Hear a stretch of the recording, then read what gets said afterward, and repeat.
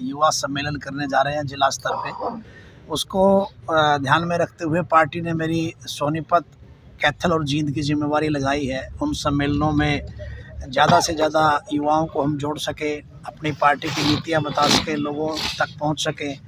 इस सब को लेकर के आज हमारे जो पदाधिकारी साथी हैं उनका एक गेट टुगेदर कह सकते हो, नव वर्ष पे हम मुलाकात भी हो गई हमारी।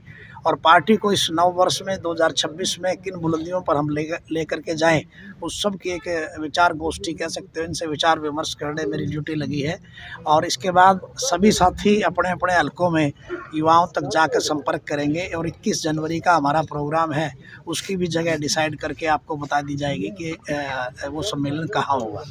क्योंकि आज हरियाणा प्रदेश में जिस प्रकार की सरकार बनी हुई है, जैसा कि हमारे वो प्रत्याशी MP साहब बता रहे थे आपको कि हरियाणा प्रदेश में जिस प्रकार की बात करके ये सरकार आई थी, कोई पक्की नौकरियां नहीं है, कौशल के थ्रू किस प्रकार से बंदर बाट करी जा रही है। RSS के लोग या जो है ना BJP से जुड़े हुए लोग ही पार्टी के अंदर कहीं न कहीं कौशल की नौकरियां पाने के लिए जो है वो जुड़े हुए लोगों को ही नौकरियां दी जा रही है। उसमें से भी दैट आप अच्छे पत्रकार साथी हैं कि वहाँ भी आप लोग समझ नहीं पा रहे हैं अभी कि एक किस्म का जो आरक्षण है वो भी उसमें ख़त्म कर दिया गया है और सिर्फ अपने चहेतों को नौकरियां दी जा रही है। कोई आरक्षण नहीं होता कौशल के अंदर। लोगों को किस प्रकार ठगा जा रहा है ये जा कर बूथ स्तर पर जब हम बताएंगे, कर्मचारी, व्यापारी, युवा, महिला, आज किस प्रकार से हमारा एक नौजवान साथी जिसका अभी तक सरकार ये नहीं बता पाई कि वो कैसे जो है ना उसे जान गंवानी पड़ी।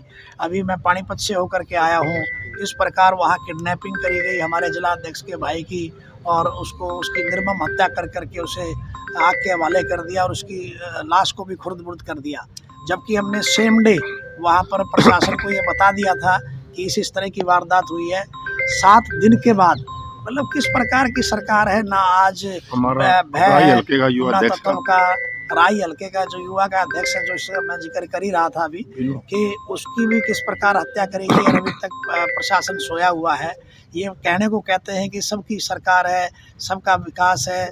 उस प्रकार से आज हरियाणा प्रदेश में, क्योंकि मेरे ख्याल में आपके सोनीपत में भी ऐसा होगा, जो गरीब आदमी ने वोट दिया था और वोट दे करके सरकार बनाई थी, आज बाहरी जो कॉलोनियाँ हैं जो काट दी गई थी बहुत पुराने टाइम में, उनके अगर इंतकाल नहीं हुए थे तो जींद में 2-2 लाख रुपए लेकर के इंतकाल किया जाता है।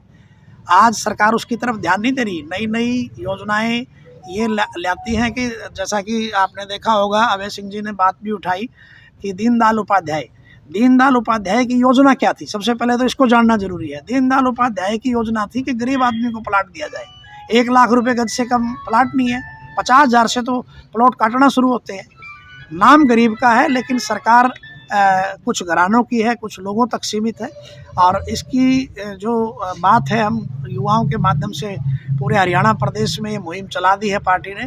पहले हम जिला स्तर पे जाएंगे, फिर हम हल्का स्तर से लेके बूथ स्तर तक भी जाने का काम करेंगे। 4 साल का समय है और हरियाणा प्रदेश का हर वर्ग अब इंडियन नेशनल लोकदल में आस्था जता रहा है और अभय सिंह चौटाला जी के साथ जुड़ना चाहता है। हमने पहले भी लड़ा है चुनाव, आगे भी लड़ेंगे।